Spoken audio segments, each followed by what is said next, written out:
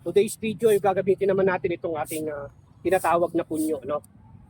Sa pagsalag mo rito, punyo ka dito.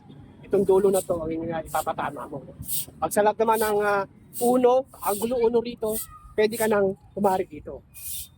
Ito ang gagamitin natin, itong punyo. Salag, punyo, salag, punyo. Pag sa ilalim, baba, punyo, kabila, punyo.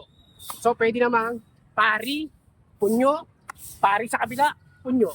So yun ang gamit ng ating punyo. Para lang malaman nyo kung paano siya effective sa close range o sa dikitan na laban. Gagamitin mo yung punyo natin sa ulo, lahat ang target niya ulo, baywang, tagiliran. So yun po ang paggamit ng ating mga punyo. Pagpari, pagsalag, punyo.